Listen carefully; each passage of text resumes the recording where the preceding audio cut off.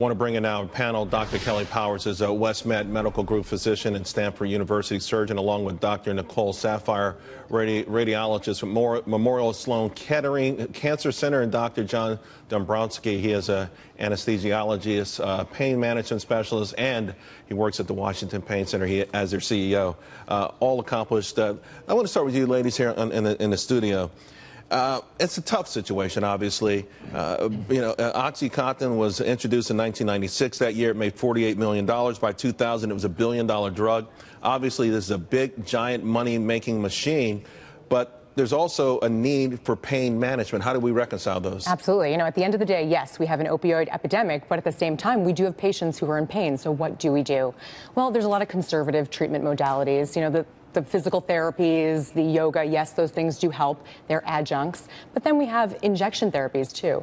So steroid injections, things like hyaluronic acid. I know a lot of drug companies are working on those. Are those legitimate alternatives, though, to when you're in serious pain and you look at that pain chart and it's the one with the tears coming out your eyes? When you're talking about cancer pain and nerve pain, especially from some of our veterans coming back from war, you really need something a little bit more aggressive. That tends to be a lot of people who are on opioids right now.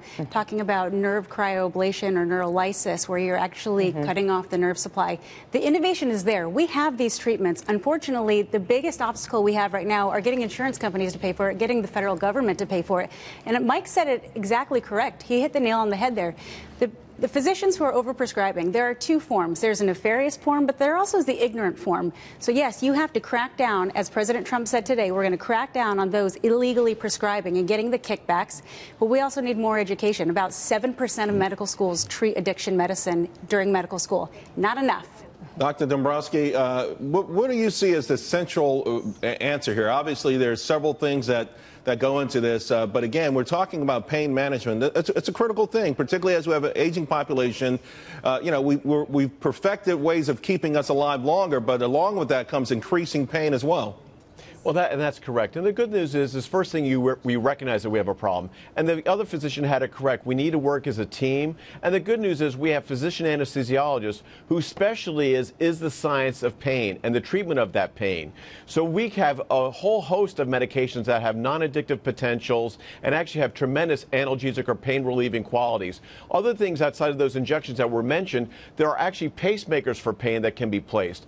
Outside of the pain treatment, we need to look at what are we going to do at acutely, because a lot of patients, if they have 10 days of an opiate outside for a painful procedure like a knee scope or back surgery or hernia repair, there's a 20% chance that individual will become addicted. So we need to look at that too. Dr. Powers, the 33,000 people that died from opioids in 2015, almost 20,000 were prescription, but we also had 13,000 from heroin addiction. Right. The advertisements, the marketing, the ad campaign that President Trump referred to, do you think that's going to help? Would that make a dent? I actually heard a scary stat today. They said out of the 4 out of 5 addicts started with prescription pills, and that's pretty scary. So then they lead from the prescription pills going to the streets and getting the heroin, which is dangerous, and fentanyl, which is just lethal. Right. I wanted to point out, too, there's another drug as Extemsa. ER. So there's other drugs that have less potential for addiction. One, because they're extended release, so they last longer, and then also they can't be tampered with. They very, very quickly, though, I've got to ask you, Dr. Saphier, because you're running for politics now in Morris County and New Jersey, and one of your platforms is immigration building this wall. President Trump talked about the 90% of these drugs coming from south of the border. Can we help break the opioid crisis by stopping the inflow of these drugs? Absolutely. Multifaceted approach. We have a lot of people now obtaining fentanyl and heroin illegally, and the majority of that comes from China.